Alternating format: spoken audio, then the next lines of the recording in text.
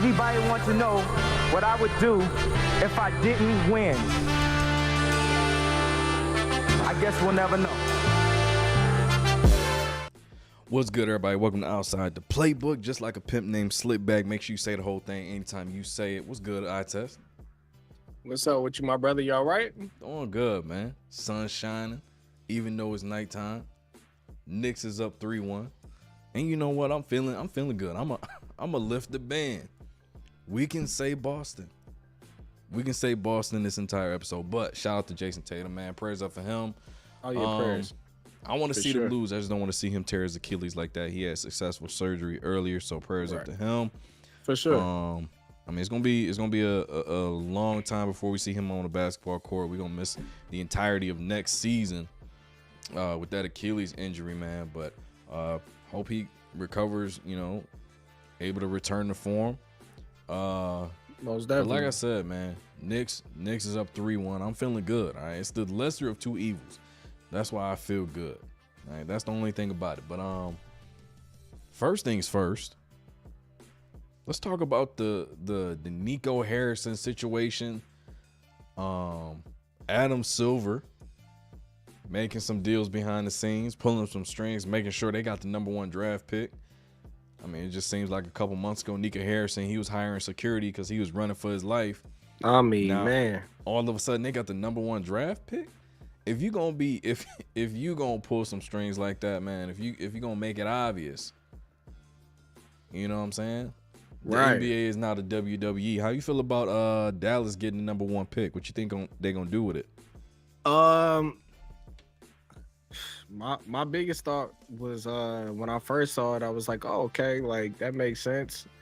I can't lie, like, you know, much love and respect to the NBA, but I definitely always have this thing where I know. Well, I ain't gonna say I know, but because I don't have necessarily proof, but I feel like the proof is just in the history of big market teams, specifically LA. Yeah. And this is being all the way back when, you know, Wilt and everybody else, all the way up until now, you know, where you need something like LA, even in this sits right now, like how New York, you know, you know, you and I've talked about it, like, you know, outside of stream or anything like that, where we talk about those two markets specifically, you know, they always try to say, oh, this person's going to New York, that person's going to New York. New York hasn't been relevant for the last 20-something, probably since we was kids. Ever. And outside of, you know, outside of now. So like, yeah, so it's like for them to always have to do that, or for them to always have to make a move for people to go to LA, we just always know that like that's a potential thing. So like for the fact that the King, to me, King James is gonna be leaving soon, it's like you need one more person to go ahead and like, you know, be that replacement in terms of like the market to go up. So you got somebody like Luka, and then in replacement we'll go ahead and have somebody else for you, which is Cooper Flag. So that's how I view it. Yeah. You know, I made a post earlier. I think it would be a wise choice for Cooper Flag to start house hunting in Milwaukee, Wisconsin. Think so? I don't think they're gonna keep that pick, man. Okay. I really don't, because when you look at the situation in Dallas, the move that you made to get rid of a guy that led you to an NBA Finals trip last year, you don't make that move and then get the #1 draft pick and you just satisfied with that, especially knowing Kyrie is gonna be out.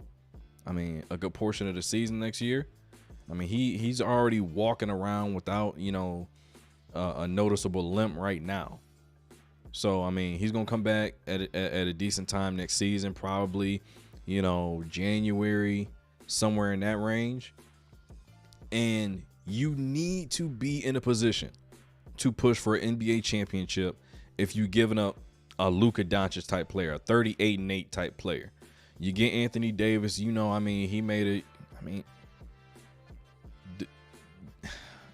I'm trying to find a nice way to put it, but the man is made of paper. All right. He rips easy. So you got him when he's healthy. That's 25, 12, and 4, 25, 12 and 3, something like that. You trade that draft pick, that number 1 draft pick, and you get in Giannis. You already have the number 1 front line in the NBA. Then you have Klay Thompson, can knock down wide open shots. You have guys like Dinwiddie, Dante Exum. You have a lot of players that can play multiple positions. You got point guard play when Kyrie comes back into the fold. There's really no reason to keep that number 1 draft pick. All right? I mean, Cooper Flag can hoop. That's not debatable. The man can play, has everything you want in a player. But Giannis Antetokounmpo is a top 75th anniversary team member. All right? You're not gonna get that out of Cooper Flag right now, and you say it's a win now situation. So it's best for business if they trade that number 1 draft pick, get Giannis. I mean, make the new owners happy. And if you want to move the team to Vegas or wherever you're trying to move it to, you already got the star player in place. You already got a champion in place with him and Anthony Davis as your 4 and 5. I mean, if you wanna go even bigger, you can get Giannis playing the 3, AD playing the 4, Lively playing the 5, Kyrie and Klay Thompson on the court, and you have enough spacing to operate or make some things happen if you run the offense correctly, like they was doing a couple years back in the playoffs.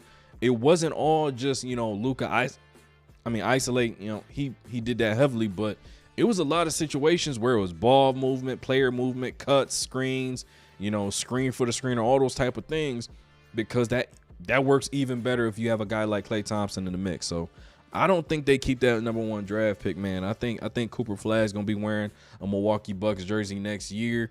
As much as I want to see Giannis in Miami, and I want to see him, paired up with Bam, paired up with Trae Young, it just makes too much sense for the way things to unfold. And then for it's like the okey doke. San Antonio has the number 2 pick. They could have had the number 1 draft pick. That's how I feel. How do you go from 1.8% chance all the way to the number 1 spot? Like, it just, there's no way this shakes out this way for them to keep that draft pick. I'm looking at another Andrew Wiggins situation. Trade him, get Kevin Love, right? Same scenario. Same scenario. Okay. Win now, you make win now moves. So I think Giannis end up in Dallas. Yeah, I definitely had I definitely thought Coop was going to, well, one, I mean, obviously, like, Pop has been moved to a higher position. Yeah. I thought El he was Jefe. going to go, El Jefe, right. I thought he was going to go to San Antonio, and then him and Wemby was going to do damage next year. That's what I was thinking. Then, obviously, they just had Rookie of the Year. Not Rookie of the Year, right? Yeah. Castle, right? Okay, Yep. And so I thought that, that build up was for this, that was my conspiracy. I was like, oh, okay, the next 3 will be Castle, Flag, Wemby. Well, I mean, if you think about it, San Antonio's still in play too to get Giannis, right? They can trade their number 2 pick. I don't know how satisfied Milwaukee would be with that, but I mean, they could do the same thing and pair Giannis up with Wemby. Scary hours for the league, right? So I mean, it's a ton of scenarios on the table, and like you said, they had the last 2 Rookie of the Years. Whoever they get in this draft, they're just adding pieces, and nobody's paying attention to that. Exactly. And that's what bothers me right now. Exactly. About that. They're adding pieces on top of pieces, and you add in the fact that De'Aaron Fox, I mean, didn't he like stub his pinky toe or something like that or whatever? I didn't even. That's what's crazy about it. I'm along with it too. I guess you could say I didn't even mention De'Aaron Fox. Exactly. And that's how crazy. Paying attention to this, man. And you move Pop to the front office, and you saying he ain't got nothing cooking. Listen, Pop don't say nothing without it meaning something, and that man called himself El Jefe. He coming for Pat Riley's spot.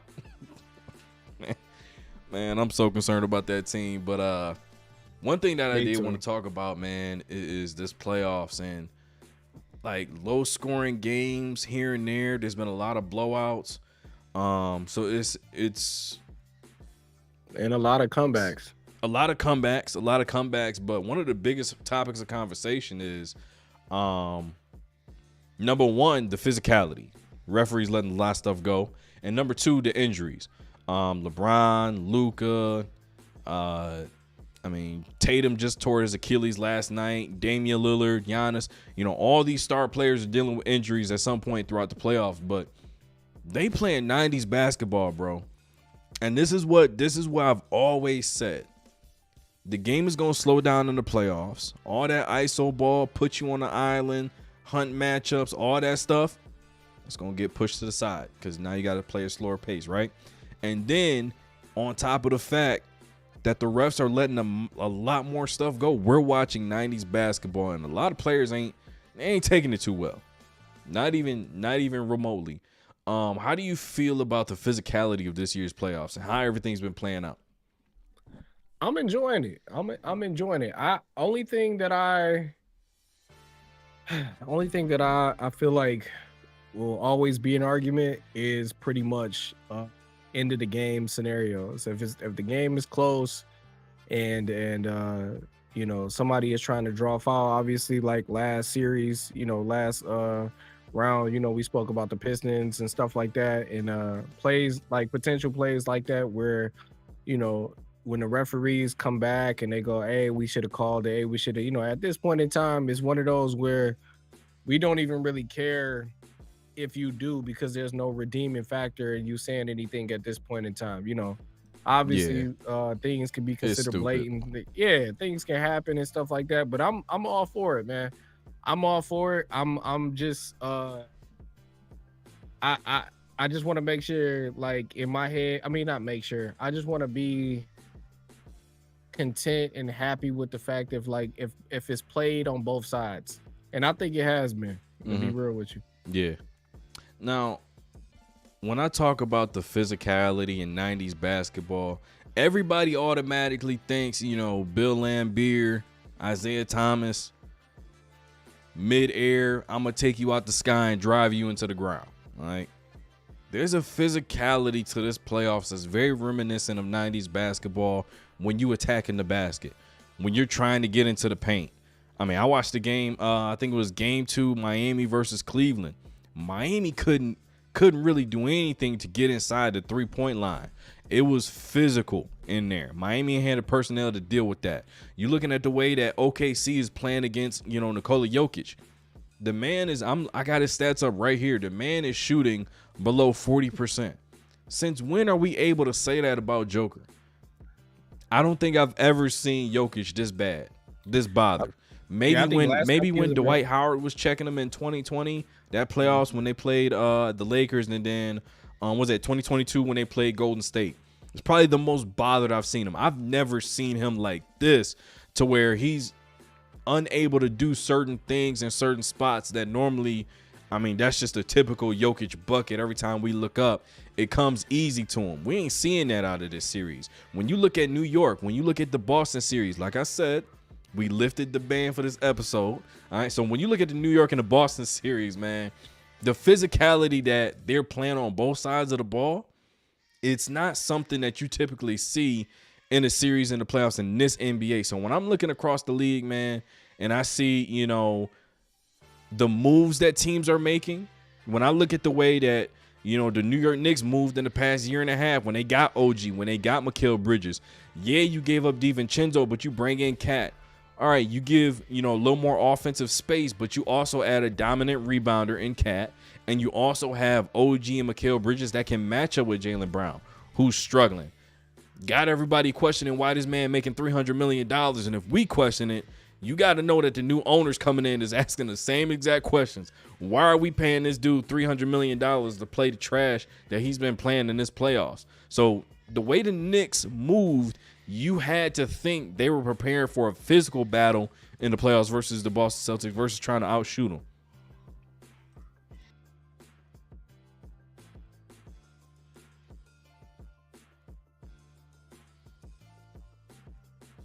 I'm looking at the score right now, and the Indiana Pacers, they just took the lead back from the Cleveland Cavaliers, man, 85-78.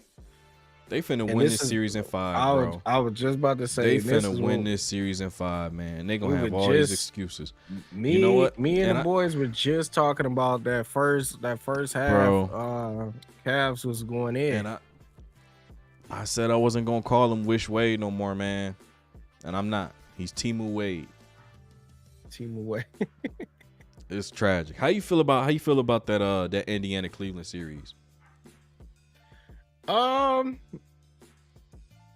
me, it sucks, man. I can't lie. Like I'm actually gonna give like Donovan Mitchell a lot of credit, man, because like he's by himself to me at this point. I mean, I know like I'm looking right now. I mean, Garland. I know the injuries and everything else, but like man, like it's it just sucks to know, like, you know, when you finally get to this point, you know, especially with Cleveland, you know, nobody was thinking too much about them. Even when they were like had one of the best records in the league, like nobody was really thinking too much about them the last couple of years, actually. Because Actually since 3 years ago, I'm saying, when they was like really trying to make a run. And I mean, like, creeping up. They was really creeping up, but nobody like had any belief in them or any type of anything with them. And in the last 2 years, they've been really, really like trying to make themselves known. And it's like, it just sucks when you get to this point, man. And playoffs is all about injuries and things of that nature. You know what I mean? The playoffs is all about who can withstand in these later months.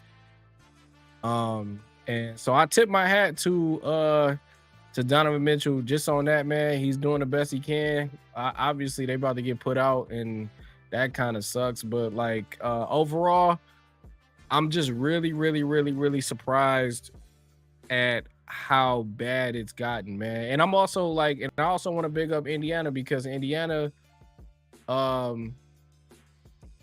man, I know we talk about the whole overrated stuff with the players, you know, talking about Halliburton and everything else, but the biggest thing that I've seen up until this point was, again, it's another team that like people were kind of like about. I know Halliburton went crazy. You know, obviously he did his thing in Sacramento, and then when he came over, you know, the name really started popping during the little play the tournament. That's my bad, bro. I gotta hold on. Keep talking. I'll be back. Oh, okay. So everything was kind of popping during the the beginning of the season and stuff like that with the tournament last year. And so like for him to, I don't want to say finally be on a scouting report, but like just, you know, be that focused, and people try to pick apart. And the beginning of the season, he had kind of like a slump, if you will, and he had some bad games, and everybody was, you know, throughout the season it was kind of back and forth, and people were like really, really looking at pinpointing on him and saying he didn't really have a bag, and saying he really didn't have what it took to like take people, you know, or his team for that matter, to the next level. Because he, you know, I'm just proud of him, man. I'm happy that he's doing what he's doing right now at this point in time, man. Miles, I don't know what's gonna happen with Miles Turner after the season. I know Nembhard, he doing his thing, man. You just got to get them boys credit, man. Siakam, you know, it's to the point where I'm like, you know, put Siakam next to anybody, and he can definitely be a number 2 guy for any team and make them 1,000 times better, you know. So long as everybody stay the course, obviously I'm sure they most likely will win this game. Long as they stay understanding their roles and stuff like that, and they just play the right way, I don't really see, you know, they might be the underdogs coming out of this whole situation. I'm very, very, very interested to see Indiana, New York at this point, because of the history, and I know it's gonna be one of those where it's like, that might be the most watched series, to be honest with you, like if they have it like that. So it's exciting to see, man. That's all I really got with it. But we got right now, I think they're still up. I'm looking at it right now.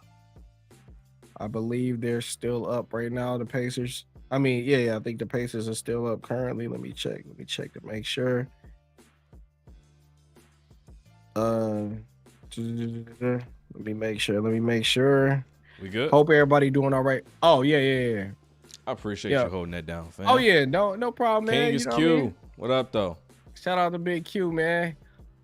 Shout out to the homie, man. Yeah, but No, but I was really, we was talking I about was, Timu Wade and overrated yeah, and I was just giving him his props, man, and I was just saying, as far as he's come, man. You know, like I said last year, he had the tournament early season.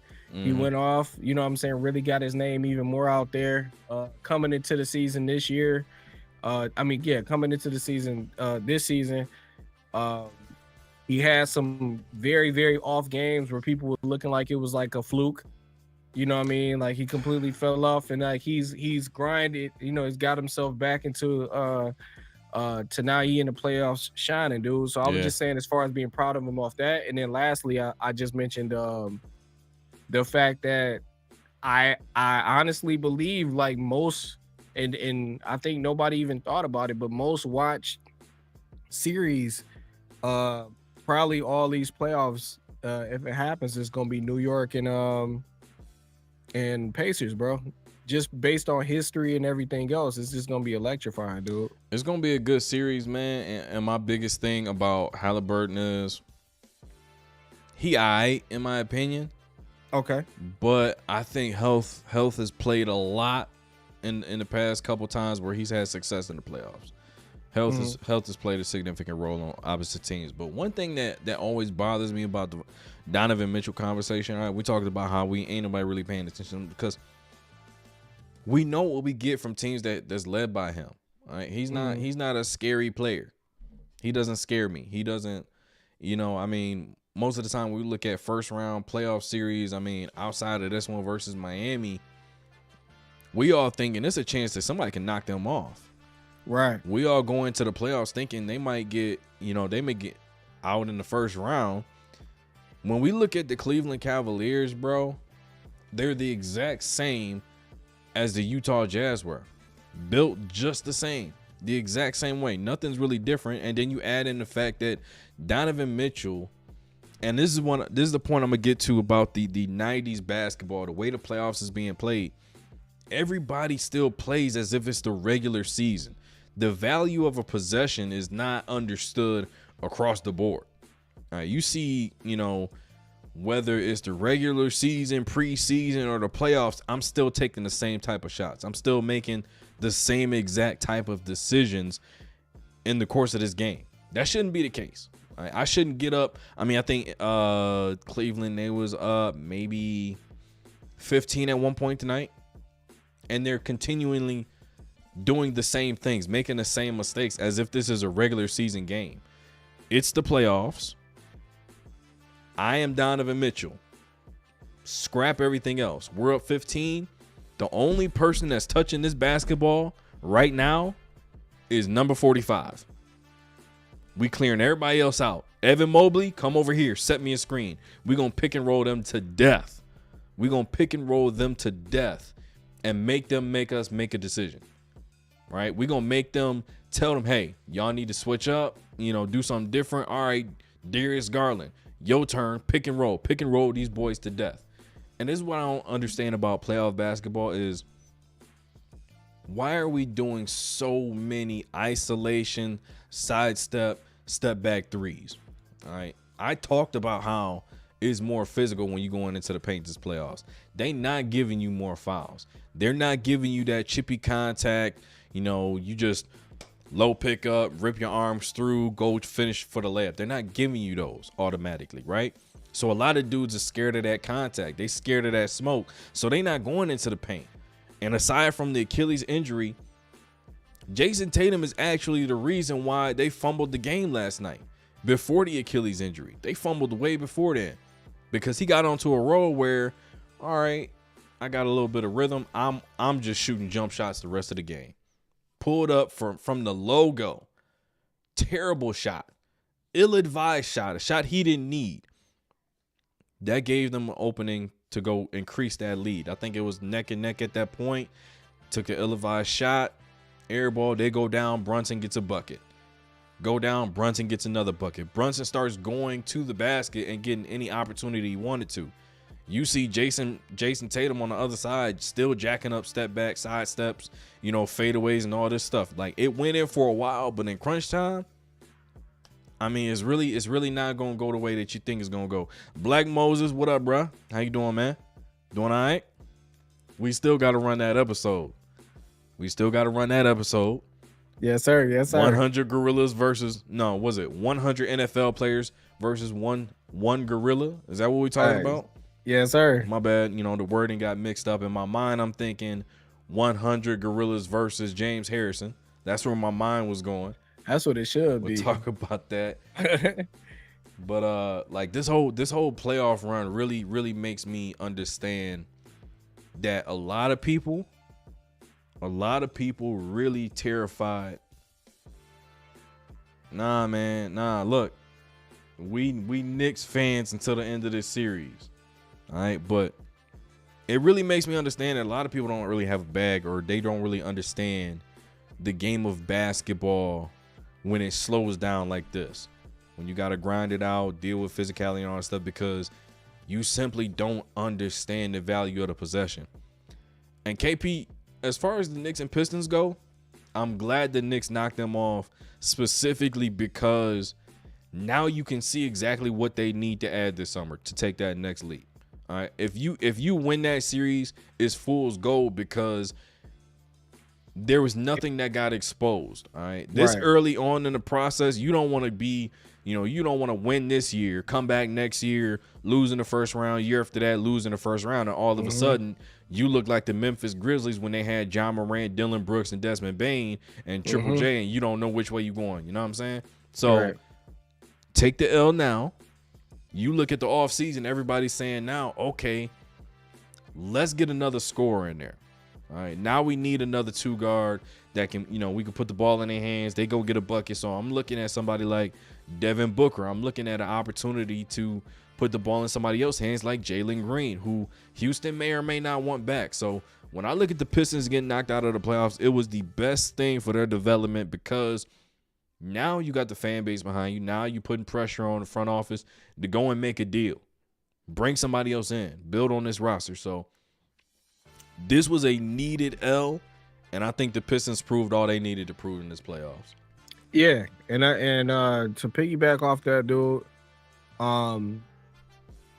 along with the Lions, we rocking in the city right now. So bro, the Tigers is number 2 in the entire MLB. Did you know that? Right. No, I didn't know that. They they got like 30 wins or something. I'm not even gonna lie to you. I didn't even know. And so like that's what I mean. Like right now, like Detroit sports right now is rocking. Like everybody is like, we seeing the potential. Obviously, being what the Lions have been like our whole lives, and what they are right now. Feel bad it's for like, y'all. dude, we have patience though. Like, you know what I'm saying? And so like seeing this young team, seeing everything that's going on, it's like, dude, like, look, I'm with you. I agree with you. I'm happy about the loss.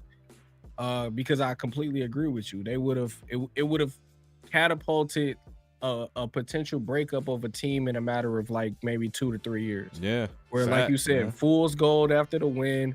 The next time around, they would have decided not to change or bring nobody in or get rid of anybody or anything like that. It would have been like nothing happening. They wouldn't have gotten it together in terms of identity, maybe potentially. It would have been holes the second year, 2026 year. And then right after that, like, all right, do we need to trade? Now we gotta get rid of people and stuff like that because there's no development. You know what I mean? So like I agree. Bro, I'm looking across the board, and the teams that didn't make the second round. Okay, Lakers, they got Luka. Obviously, I mean 38-8. That's almost guaranteed. So their future is, I don't want to say secure, but they know which way, they know who their leading guy is next. Houston, they're searching for answers. Clippers searching for answers. Bucks searching for answers. Miami searching for answers, but we pretty much know where they're heading. They getting rid of a lot of people. Orlando, they know which direction they're headed in, and the Grizzlies are searching for answers. So 2 or 3 out of the 8 teams that got bounced in the first round don't know what they're doing this summer. No clue what's going on. Can I add something with that? Yeah. I think the biggest thing with what you just said, also is, and even with the teams that we're in the play-in, is we're and this is more about us in terms of age. We're now seeing the real like potential drop off of the superstars that we know and love, to be honest with you. So like when you think of Houston is still in the cool because of the fact that they're young and up and coming. In terms of team and everything else, everybody is like young, everybody is, you know what I mean, they're stars and everybody we're looking for. But I'm saying, like, when you look at the teams that we typically always talk about, when you just brought up LA, right? With the Clips, dude, James and Kawhi, bro, like this, you know, now they're potentially at a level where they're gonna be looking for the next up and coming generation. You know what I mean? Minnesota is straight, you know, things of that nature. I'm saying, like, you know, that second run or that new generation of talent, now everybody's gonna be looking for it now. These guys, you know, I know Bron and everybody else is like, you know, they're halfway, not even halfway, maybe more than halfway on the way out. And so we're gonna be looking in that direction now. I think so. And you know what's crazy is, I mean, with Steph being injured now, Russell Westbrook is the last OG alive. Or, super facts. I mean, the last OG standing, literally, with everybody else being out of the playoffs and, you know, not being healthy. He the last one, man. I don't think people understand, like, some of the things that's happening in the NBA right now. When you look at the landscape, Cleveland, Indiana, Boston, New York, OKC, Denver, Minnesota, Orlando's trying to creep up in there. I mean, Houston and Memphis, but for the most part, we've already seen the changing of the guard. We've already seen that. That's been solidified. I mean, if you just look at all the top teams in the regular season, look at all the top teams, you know, in the playoffs right now. Look at all the MVPs that's been won outside of Joel Embiid. Changing of the guard has been very clear as of late. Black Moses said, I brought it up to Tommy earlier when I watched Nightcap. They was talking about the possibility of Giannis and Houston or San Antonio for the money and the picks, and they have to trade to get him down there. I mentioned earlier when we was talking, I mentioned San Antonio possibly trading that number 2 pick, but I also said Giannis said a place that has no state income tax. Texas, which is the Dallas Mavericks, who has the number 1 draft pick. We've seen this. Andrew Wiggins got traded for Kevin Love. Kevin Love goes to Cleveland, wins the chip with Bron and Kyrie. We can see a repeat of that. Giannis going to Dallas. Or, like you said, trade that number 2 pick. You throw Chris Paul in there so they can waive him once he gets to Milwaukee and he become a player coach or wherever else. And you bring Giannis to San Antonio with Wemby, with De'Aaron Fox, with Castle, with Vassell. And I already said this before. Stephon Castle has made Devin Vassell expendable at this point. Made him very expendable. Nice. So if you, and think of it like this, and the topic of 90s ball, the physicality and everything like that, that team is all finesse right now. San Antonio, top to bottom, all finesse. If you have that much room to operate and you bring in a dude like Giannis, I don't want to see that. I don't want to see that in the West. I don't. Imagine the Lakers playing the San Antonio Spurs and you got somebody like Luka hunting for a mismatch. Where are you going to find it at? Where is he going to find it at? I'm looking more defensively. I'm like, that's what I'm saying. He's not going to find. I'm talking about somebody guarding Luka. Oh, yeah, for sure. Right? My bad. All right, let me get a switch. Oh, dang, I got Giannis, Defensive Player of the Year. Let me get a switch. Oh, I got Victor Wembanyama, Defensive Player of the Year candidate. Oh, man, let me get a switch. De'Aaron Fox can D up. I mean, he's not like the other 2 guys, but he's certainly quicker and faster than Luka Doncic. Look at the other side of the ball. All 5 players is going to have their way with Luka Doncic. And that's how many teams is in the Western Conference? 15. So 15 times 5, we looking at about 105 players that can get a bucket at will on Luka Doncic. Bro. I mean, but specifically talking about San Antonio, that would be a problem. Nobody wants to see that. You go to Dallas, I mean, it's just going to be Giannis and whoever's not injured. Yeah. I mean, honestly. Anthony Davis, man, they call him Mr. Glass. Spurs will be the new Twin Towers. That paint will be consistently on lockdown on top of two people that could easily drop 30 and 40. You know what?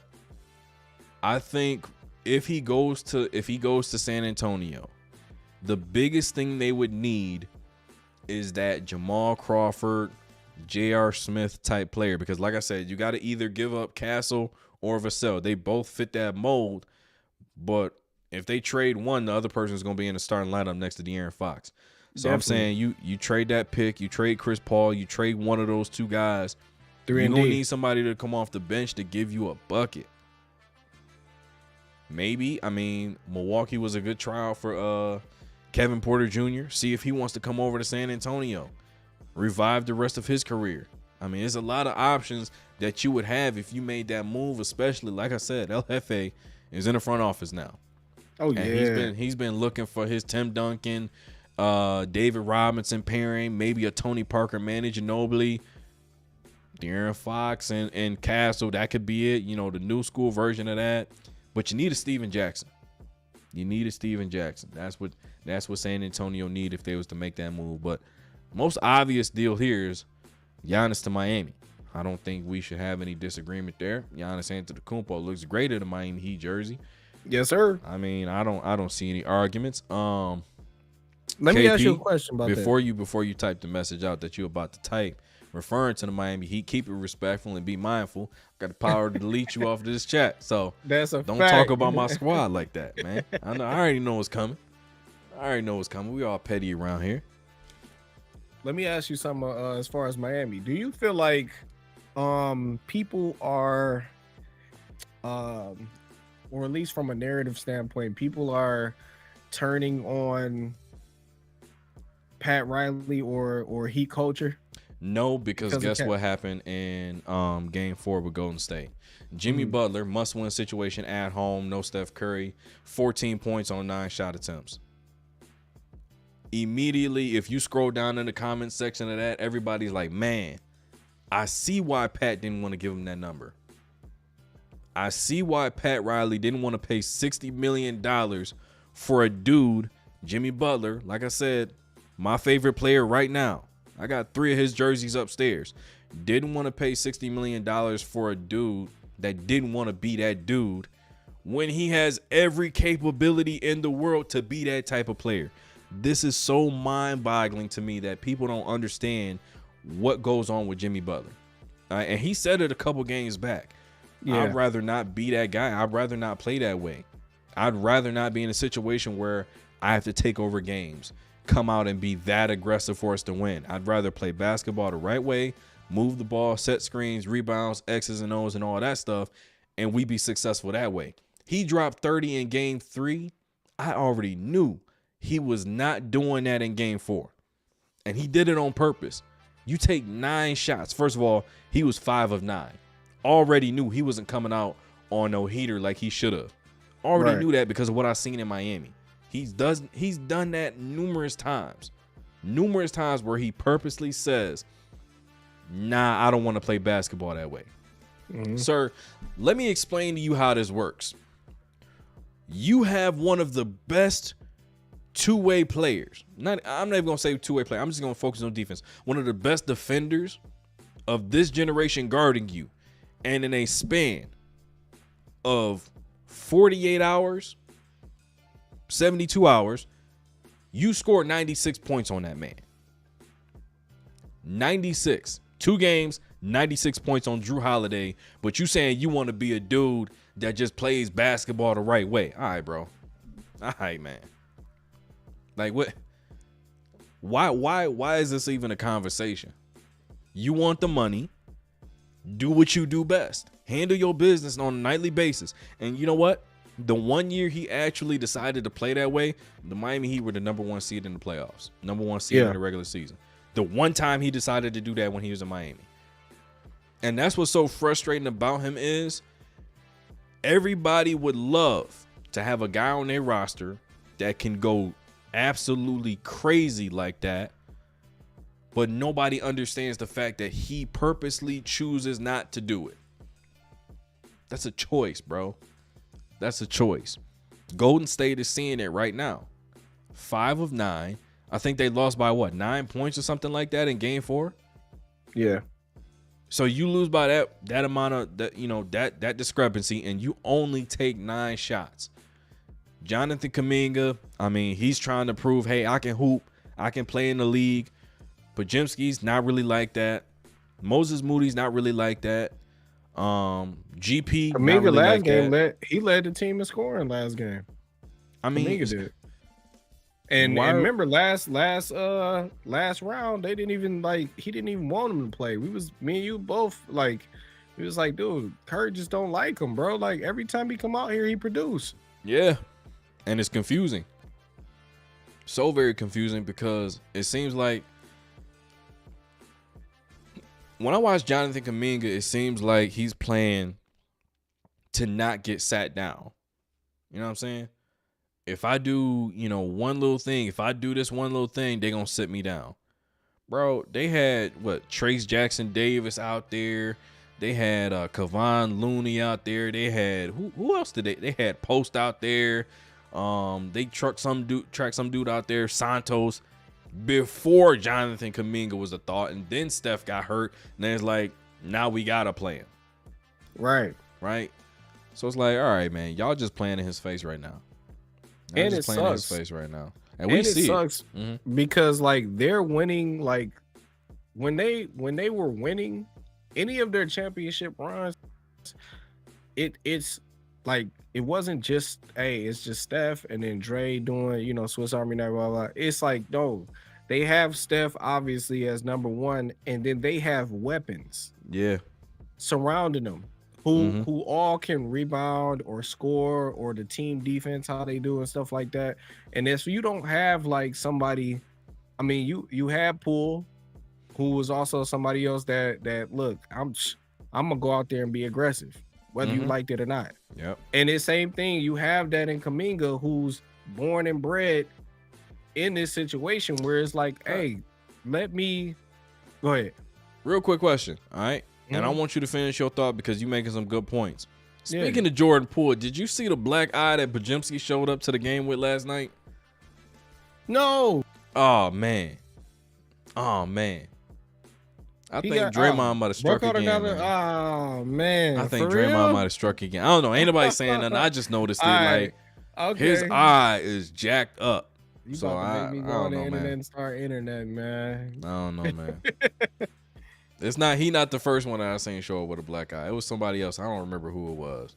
Oh, what's the name did a couple weeks ago? Aaron Gordon. He had a busted lip and a black eye. Oh, that's gotta be I mean, who to crash out on that team? DeAndre Jordan could be, but it's 9 times out of 10 it's Russell Westbrook, the primary suspect in that situation. But yeah, he had a whole situation. But on this team, we already know that's gotta be Draymond, man. Ugh.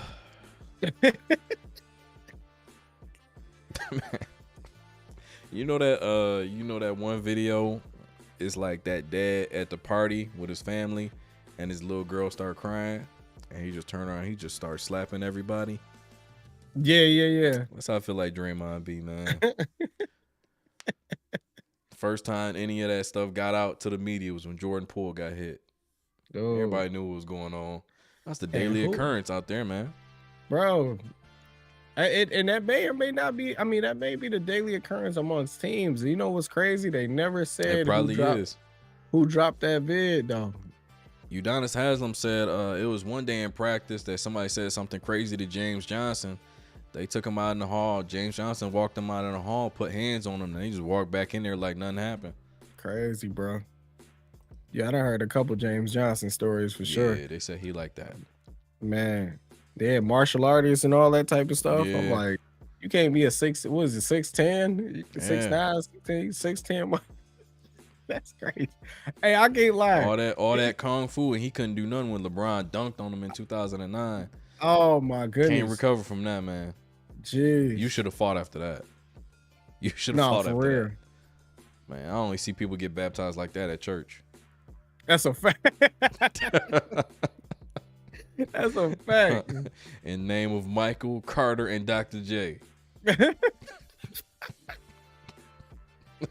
Hey, I can't lie to you. That's one of my favorite dunks of all time. I can't hold you. That might be my favorite dunk from LeBron of all time. And the reason being is like is one, how hard the dunk was. Yeah. Two, where he was positioned when he did it. Like to just be right at that elbow of the free throw line. That one dribble, 1-2, like that's just speed and power at that point. Like, bro, it's me versus you. I'm going 1-2, and then that last at that point you just don't even jump for that. Don't jump for that. Just play the music. Take me to the king. And just let him do his thing, man. Don't even jump for that. No, the king took it to him. Put you on a poster. Now you on the side of a building in Cleveland, Ohio, bro. This whole playoffs, man. I've just been baffled by the physicality that's being allowed, and everybody not understanding how they need to play basketball to be successful. Like, why are we still playing regular season basketball versus this? That's why the Knicks are being so successful. That's why the Pacers are being successful, because their style and the way that they have to play to be successful is that style. They not spreading it out, jacking up threes. They not taking 50 threes a game. That's not their game. That's not their game. And Halliburton, he can score, but he's not going to ISO 30 times a night. He's not going to ISO 30 times a night. You know what I'm saying? So the style of play, and you're looking at the teams that are being successful. I mean, I say outside of Minnesota, even though Minnesota, they have a lot of ball handlers, have a lot of shooters, have a lot of options. All these teams are playing a gritty style of basketball. The OKC series, I feel like it would be a lot more out of hand if they didn't have guys like Russell Westbrook, Aaron Gordon, Brown, guys that love that gritty back and forth physicality type of matchup, because Joker getting cooked. I mean, look, I said that he was one of the greatest players of all time. I got him in my top 15, but this is Nikola Jokic's version of what LeBron was doing in 2015. LeBron had one of the greatest finals performances of all time in that series. When we look at points, rebounds, assists, blocks, and steals, right? So I think everybody can agree on that. But when you look at the percentages, the man was shooting below 40% that whole playoff run, the whole time. Like from game 1 to the NBA Finals, he was shooting trash that whole playoffs. So I think this is the version of that. This is not going to make me look at him any less in terms of all-time great. It's not going to make me look at him like, hey, man, maybe we shouldn't have you ranked that high. But it is going to make me say, man, LeBron would have gave you that work back in the day. It is most definitely going to make me say that. Shaq would have put him in the basket. It would have been crazy. Because if you struggling with Isaiah Hartenstein? Yeah, Shaq going to put you in the box, man. Shaq going to put you in the box. Down goes Cleveland. It's over. Down goes Cleveland. 114-105. Oh. 114-105, man. What I'm gonna say is I'm good thing Donovan Mitchell signed that deal. I'll tell you that. Man. He's finna be up out of there. Darius Garland might be traded too. Man. Maybe you see him on the move. Maybe you see, DG for Trae Young. Should they stay? Should they stay or should they go? Should they run it back one more? At this point, it's not really a personnel issue. It's like, bro, you ain't got the heart to hoop with these dudes right now. That's all this series was, man. Heart. Like, let me see. I'm gonna click on it because it's crazy. But you're down 41 points in the first half. I've never seen that before. 41. What was it, 80-39? And look, Donovan Mitchell, they was like, man, he hurt his left ankle. They showed the video. Couldn't even stand, couldn't even walk. helped him to the locker room. The first quarter of this game, he gets it off of a steal and goes coast to coast for a layup. No limping at all. So you mean to tell me you quit on your team like that, bro? Because y'all was getting popped by 41 in game 3 or game 4? That's what you telling me? Come on, man. That's a hard problem. That's a hard problem, man. I ain't with that. I ain't with the fugazi.